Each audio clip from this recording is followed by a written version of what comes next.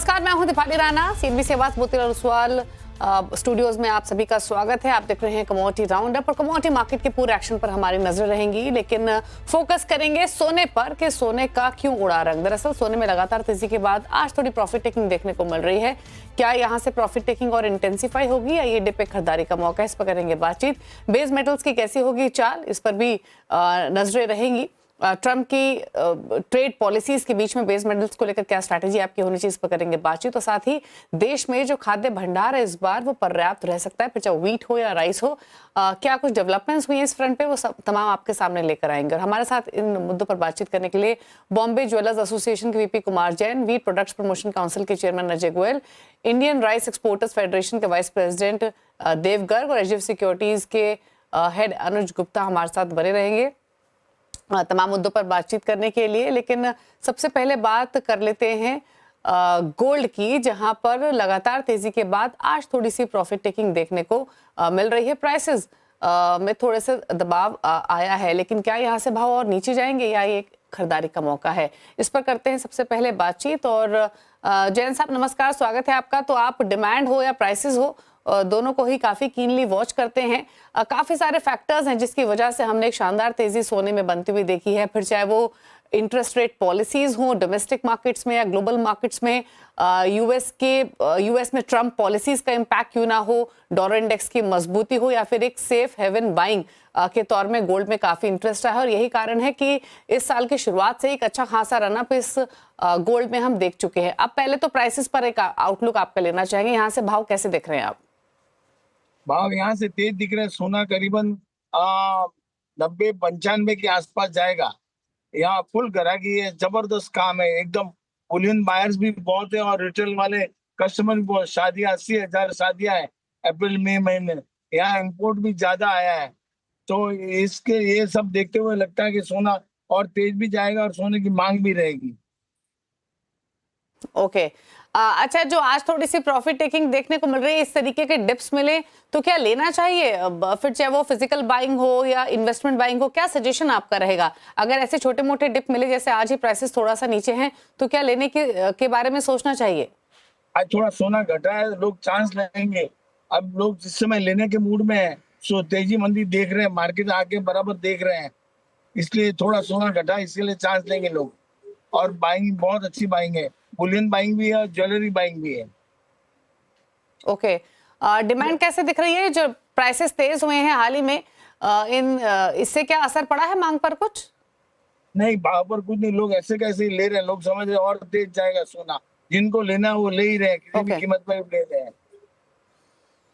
चलिए, शुक्रिया जैन साहब आपका अपनी राय रखने के लिए क्विकली। अनुज गुप्ता हमारे साथ बने हुए हैं। अनुज नमस्कार, पहले तो बताइए गोल्ड व्यू तो तेजी का ही बन रहा है, तमाम फैक्टर्स जिनकी हम बात कर रहे हैं उसने तेजी को सपोर्ट किया है गोल्ड में लगातार। क्या आउटलुक है यहाँ से प्राइसेस पर, और जो छोटा सा डिप मिल रहा है इसे आप कैसे देखते हैं? नियर टर्म रेंज आपके हिसाब से क्या रह सकती है? दीपाली जी गुड मॉर्निंग। देखिए, कल गोल्ड ने इंटरनेशनल मार्केट में $2940 का हाई बनाया था और एमसीएक्स में करीबन 86 या 360 के आसपास के हाईज गोल्ड ने बनाए थे और वहां से करेक्ट होता हुआ दिखाई दिया है।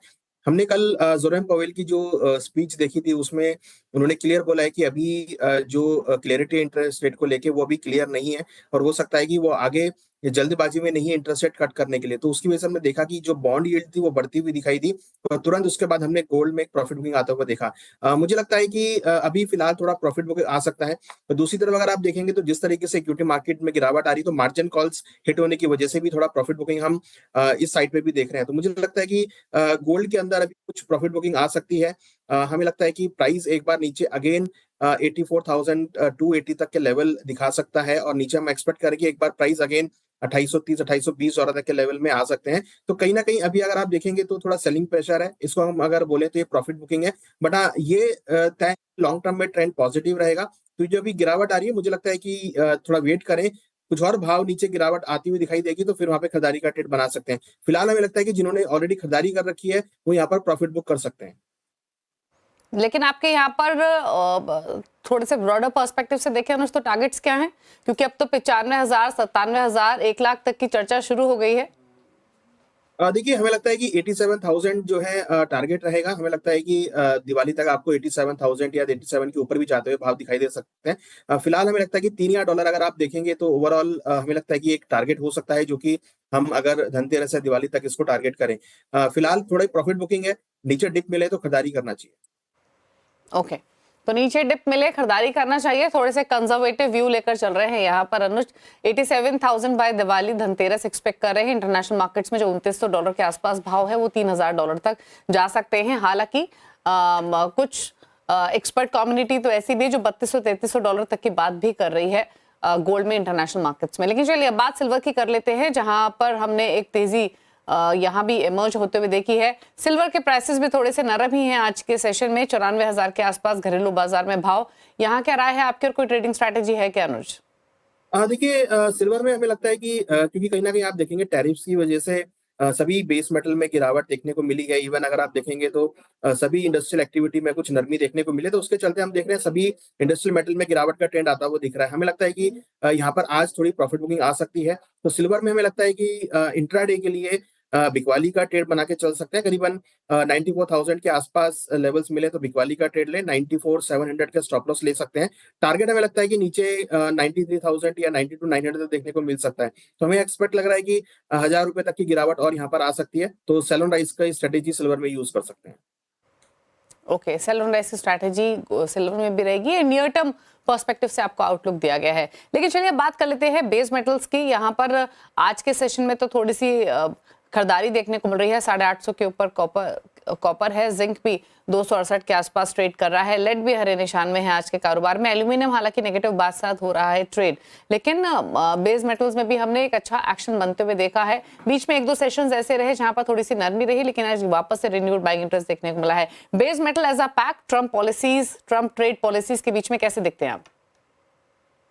देखिए हमें लगता है कि बेस मेटल के अंदर भी थोड़ी-सी प्रॉफिट बुकिंग आ सकती है। प्राइस थोड़े ओवरबॉट है। अगर आप देखेंगे तो एक स्ट्रेच रैली हमने कॉपर में आती हुई देखी थी। कंटीन्यूअसली करीबन 40 से ₹50 कॉपर में इंक्रीज़ होते हुए दिखाई दिए। तो यहाँ पर मैं अगेन प्रॉफिट बुकिंग की सलाह दूँगा। मुझे लगता है कि मार्केट में थोड़ा-सा सेलिंग प्रेशर यहाँ पे आ सकता है, तो एक प्रॉफिट बुकिंग हो सकती है। तो कॉपर में करीबन 858 के लेवल्स मिले इंट्राडे पर्सपेक्टिव से, तो बिकवाली का ट्रेड लें। स्टॉप लॉस 863 का लगाएँ। टारगेट हमें लगता है कि 845 तक देखने को मिल सकता है। वहीं अगर आप जिंक की बात करेंगे तो जिंक थोड़ा स्टेबल है। जिंक में हमें लगता है कि 268 के आसपास लेवल्स हैं, तो वहाँ बिकवाली का ट्रेड बना सकते हैं। 270 180 का स्टॉप लॉस लगाएं। टारगेट हमें लगता है कि नीचे 264 तक देखने को मिल सकता है। तो दोनों ही कमोडिटी मुझे लगता है कि आज बेस मेटल के अंदर एक सेलिंग प्रेशर आ सकता है। टैरिफ का जो मामला है वो यहाँ पर मुझे लगता है कि थोड़ा सेलिंग प्रेशर यहाँ पे दिखा सकता है। तो प्रॉफिट बुकिंग हमें लगता है कि आज बेस मेटल में अगेन देखने को मिल सकती है। ओके, तो बेस मेटल्स में थोड़ी सी प्रॉफिट टेकिंग देखने को मिल सकती है। हालांकि एक बायस जो है आज के सेशन में पॉजिटिव दिखाई दे रहा है। एक क्विकली आउटलुक कच्चे तेल पर भी ले लेते हैं और उसके बाद एग्री कमोडिटी बाजार की तरफ रुख करेंगे। कच्चे तेल पर क्या राय आपकी रहेगी इन स्तरों से? हालांकि भाव अब एक रेंज में ट्रेड होते हुए दिखाई दे रहे हैं। क्या रेंज नियर टर्म में और कोई ट्रेडिंग व्यू यहाँ पर है क्या? देखिए अगर आप देखेंगे तो पिछले 3-4 दिनों से एक रेंज में ट्रेड कर रहा था, मगर कल जो इन्वेंट्री आई यूएस की, वहाँ पर स्टॉक प्राइस बढ़ते हुए नजर आए करीबन 9 मिलियन बैरल के आसपास। तो उससे एक सप्लाई इंक्रीज होती हुई दिखाई दी है। तो हमें लगता है कि उसका इम्पैक्ट प्राइसेस पे है। और प्राइस अगर आप देखेंगे तो काफी रेंज में ट्रेड कर रहे थे। तो मुझे लगता है कि यहाँ पर अगेन जो इन्वेंट्री डेटा है उसकी वजह से एक नेगेटिव इम्पैक्ट यहाँ पे देखने को मिल सकता है। तो इंट्राडे के लिए यहाँ पर भी बिकवाली की सलाह रहेगी। क्रूड में करीबन 6,380 के आसपास बिकवाली करें। स्टॉप लॉस 6,435 का लगाए। टारगेट करीबन 6,275 तक देखने को मिल सकता है। हमें लगता है कि $71 तक के लेवल अगेन क्रूड में देखे जा सकते हैं। तो बिकवाली की सलाह क्रूड में देखने को मिल सकती है। ओके, तो बिकवाली की सलाह यहाँ पर कच्चे तेल पर भी रहेगी। लेकिन चलिए अब एग्री कमोडिटी बाजार की तरफ रुख कर लेते हैं और आज के सेशन में देखें प्राइसेस तो कोई खास एक्शन है नहीं। स्पाइसेस के पैक को देखेंगे तो जीरा फ्लैट टुवर्ड्स पॉजिटिव बायस, टर्मरिक बिल्कुल फ्लैट कारोबार कर रहा है, धनिया भी फ्लैट है। वहीं ग्वार पैक में थोड़ी सी नरमी आज कारोबार में देखने को मिल रही है। कॉटन सीड ऑयल के एक फ्लैट कारोबार कर रहा है और इसके अलावा कपास में भी हल्की नेगेटिव बासती ट्रेडिंग होते हुए दिखाई दे रही है। लेकिन स्पाइसेस के पैक पर पहले राय ले लेते हैं। क्या यहाँ पर राय रहेगी टर्मरिक की? अगर हम फॉर इंस्टेंस स्पेशली बात करें तो क्रॉप कम रहने की आशंका जरूर थी, लेकिन अब अराइवल्स जैसे जैसे बढ़े हैं प्राइसेस भी अंडर प्रेशर आते हुए दिखाई दिए हैं। क्या राय है अनुज आपकी टर्मरिक पर? देखिए मसालों में हम एक रेंज बाउंड मोमेंटम देख रहे हैं। हालांकि कल हमने प्राइसेस में एक बाउंस बैक आते हुए देखा था। निचले स्तरों से मार्केट में रिकवरी था। हमें लगता है कि फिलहाल अभी जो प्राइसेस हैं वो थोड़े से अंडरटोन रहेंगे, थोड़ी गिरावट हम एक्सपेक्ट कर रहे हैं अगेन, क्योंकि अराइवल अगर आप देखेंगे तो बढ़ते हुए नजर आए हैं और हमने कल जो बढ़त देखी थी उसके बाद अगेन प्राइसेस थोड़े से सेलिंग प्रेशर में दोबारा आते हुए दिखाई दिए हैं। प्राइस हमें लगता है कि रेंज बाउंड हो सकते हैं, मगर हाँ, हायर लेवल पर आपको यहाँ बिकवाली देखने को मिल सकती है, अराइवल यहाँ पे ज्यादा है। डिमांड अगर आप देखेंगे तो एज कंपेयर थोड़ी सी कम है, जिसकी वजह से भावों में एक नरमी देखने को मिल रही है। हमें लगता है कि टर्मरिक में फिजिकल जो डिमांड है वो भी फिलहाल कम होती हुई दिख रही है। ओके, चलिए, तो डिमांड थोड़ी सी कम है, इसीलिए प्राइसेस अंडर प्रेशर देखने को मिले। हालांकि आज फ्लैट कारोबार हो रहा है टर्मरिक में। थैंक यू अनुज, आने के लिए शो में क्विक स्ट्रैटेजीज सजेस्ट करने के लिए। रुकने के साथ एक ब्रेक के लिए, ब्रेक के उस पर बात करेंगे व्हीट और राइस की। दो एक्सपर्ट हमारे साथ मौजूद रहेंगे। जल्द वापस आते हैं छोटे से ब्रेक के बाद। बात करेंगे व्हीट और राइस की। दरअसल पिछले साल के मुकाबले सरकार के फूड ग्रेन स्टॉक में 18% की बढ़त आई है। गेहूं का स्टॉक 22% और चावल का स्टॉक 17% बढ़ा है। पर्याप्त मात्रा में स्टॉक होने से सरकार को कितना फायदा होगा, बाजार में उतार चढ़ाव आने पर मदद करेगा, इस पर हम बातचीत करते हैं। व्हीट प्रोडक्ट्स प्रमोशन काउंसिल के chairman Ajay Goyal, Indian rice exporters federation के वाइस प्रेसिडेंट देव गर्ग हमारे साथ बने हुए हैं। आप दोनों का ही स्वागत है इस शो में। तो सबसे पहले तो इनफैक्ट अजय जी, आपसे समझना चाहेंगे, पिछले साल के मुकाबले जो 18% हम ज्यादा देख रहे हैं सेंट्रल पूल में फूड ग्रेन रिजर्व्स, कितना इंपॉर्टेंट डेवलपमेंट है ये, कितना रिलीफ मिलेगा? क्योंकि हमने देखा था कि ओएमएसएस के थ्रू भी सरकार की कोशिश यही थी कि प्राइसेस अंडर चेक रहे, लेकिन अब जो ये नए आंकड़े आ रहे हैं, कितना मदद करेंगे और कैसे दिखते हैं आप? देखिए, ये आंकड़ों का फायदा तब है अगर सरकार गेहूं को बाजार में रिलीज करती है और पर यूजर का जो कैप है 150 टन का, उसको करीबन 300 या 400 टन करती है। क्योंकि आज की तारीख में खुले बाजार में तो गेहूं उपलब्ध है नहीं। दिल्ली जैसी मंडी में 3250 के भाव हैं और जो मिल्स हैं वो भी एक शिफ्ट पे आ गए हैं, क्योंकि इतने हाई प्राइसेस में अवेलेबिलिटी भी नहीं है और उनके जो यूजर इंडस्ट्रीज है जैसे बिस्किट बनाने वाले और ब्रेड बनाने वाले, उनको भी जो है पैरिटी नहीं आ रही है इतने हाई प्राइसेस में। तो ये अच्छी बात है, सरकार के पास जो है पर्याप्त गेहूं है। फायदा तब होगा अगर उसको जो है अगले 1.5 महीने सरकार निरंतर बाजारों में रिलीज करती रहे, क्योंकि खुले बाजार में अभी कोई अवेलेबिलिटी नहीं है। ओके, तो आपके हिसाब से क्या रिवीजन सरकार को अपनी पॉलिसी में करना चाहिए? पहली चीज अजय जी। दूसरा ये, क्योंकि हमने देखा है कि सरकार ने ओएमएसएस के थ्रू अग्रेसिवली व्हीट को सेल करने की कोशिश की है ताकि प्राइसेस को थोड़ा सा कर्ब कर सके। आप क्योंकि रिजर्व्स बड़े हैं, तो कितना बैंडविड्थ सरकार के पास है, कितना पॉलिसी रिवीजन होने की पॉसिबिलिटीज दिख सकती है? और दूसरा ये, जो प्रोक्योरमेंट अनसर्टेनिटीज है, उनको मैनेज करने में कितनी मदद मिलेगी? देखिए, 1 फरवरी को करीबन 16 मिलियन टन सरकार के भंडार में था और रिजर्व और बफर को छोड़ के अभी भी सरकार के पास पर्याप्त गेहूं है। अगर वो चाहे तो प्रति यूजर जो है 400 टन, 300 टन, 500 टन भी रिलीज कर सकती है, क्योंकि आज की तारीख में जरूरत है। और केवल जो है ओवरऑल एलोकेशन बढ़ाने से पूर्ति नहीं होती, क्योंकि नंबर ऑफ यूजर्स को जो है उसके ऊपर कैप है 150 टन का। उस कैप को जो है सरकार को करीबन 400 या 500 टन करना जरूरी है ताकि ऑल इंडिया व्हीट पहुंच सके। आज की तारीख में 1-2 स्टेट्स को छोड़ के कहीं पर गेहूं की जो है पूर्ति हो नहीं पा रही है। और जहां तक प्रोक्योरमेंट का सवाल है, अभी उसमें अभी भी 1.5-2 महीने का वक्त है और जैसा जो है माहौल रहेगा, अगर बाजार सरकार जो है नीचे लेके आने में सफल रहती है तो जरूर सरकार को जो है अपना लक्ष्य तो नहीं पूरा होगा, लेकिन 20-22 मिलियन टन जरूर मिलेगा।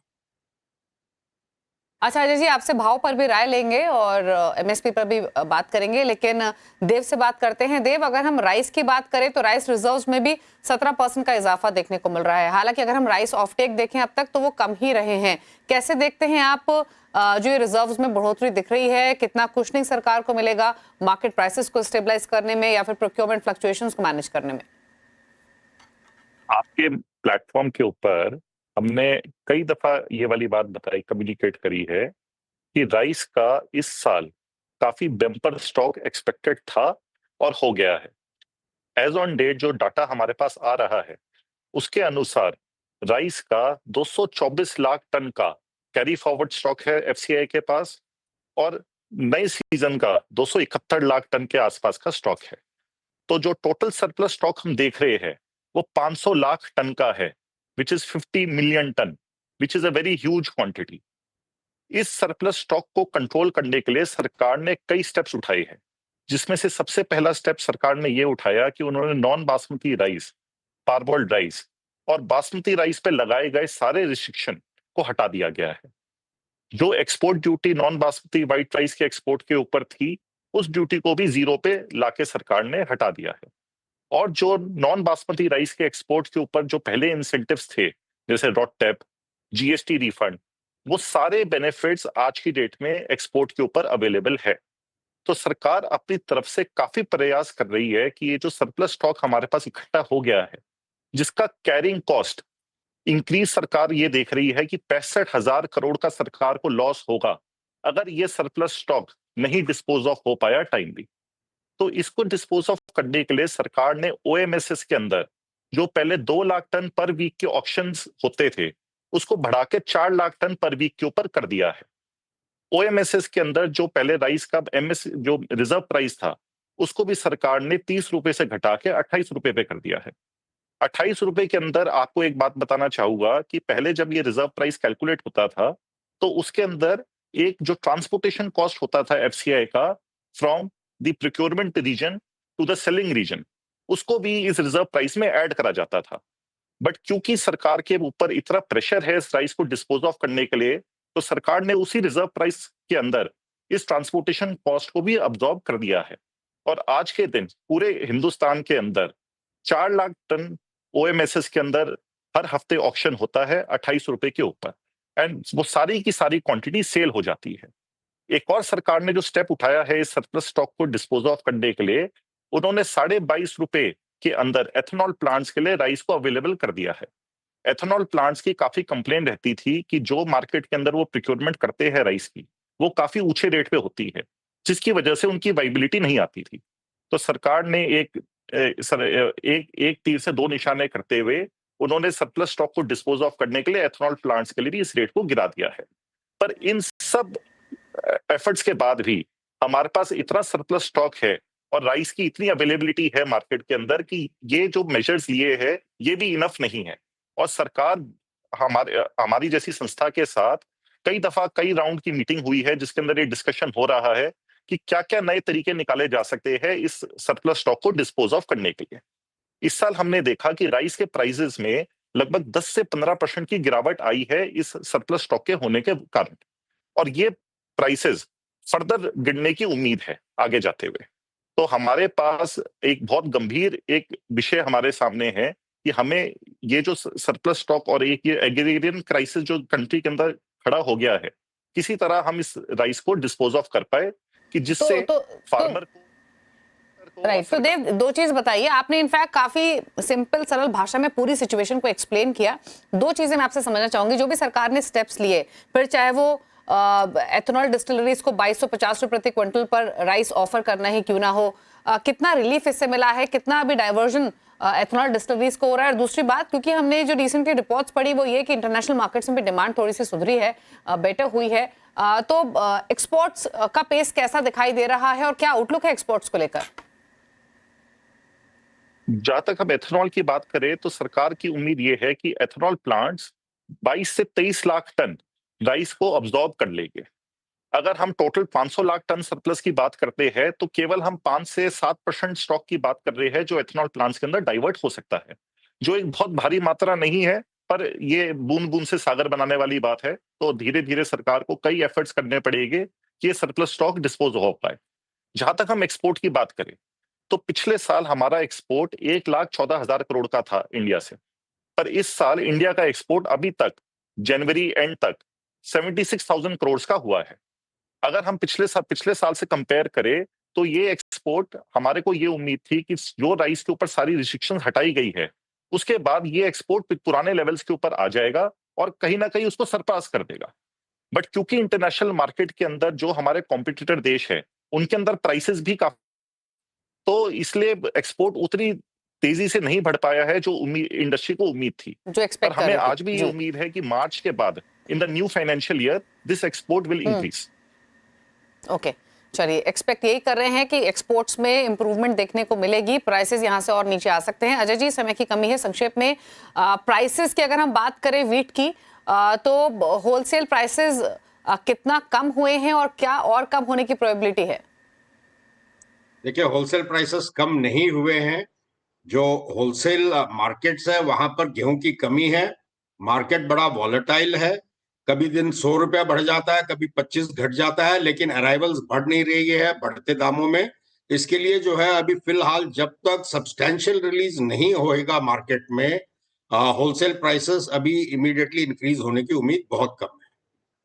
ओके ओके, हाँ, इनफैक्ट यही मैं प्रिसाइसली यही पॉइंट आउट करना चाहती थी। जो अजय जी ने भी कहा कि प्राइसेस एक दिन 100 रुपये बढ़ जाते हैं, एक दिन घट जाते हैं। अगर हम पिछले 10-15 दिनों का ट्रेंड देखें तो 3007 से घटकर प्राइसेस 2967 पर आए थे, वापस उन लेवल्स पर चले गए थे। लेकिन होलसेल मार्केट में जब तक सप्लाई नहीं बढ़ेगी, प्राइसेस नीचे आने की प्रोबेबिलिटी नहीं दिखाई दे रही है। और जैसे देव ने भी कहा कि मेजर्स तो सरकार ले रही है एक्सेस स्टॉक को डिस्पोज करने के लिए, लेकिन शायद कुछ और स्टेप्स लेने की जरूरत पड़ेगी। प्राइसेस व्हीट राइस के थोड़े और नीचे आ सकते हैं। थैंक यू आप दोनों का ही, अजय और देव, शो में आने के लिए और दोनों ही खबरों पर अपने व्यूज शेयर करने के लिए।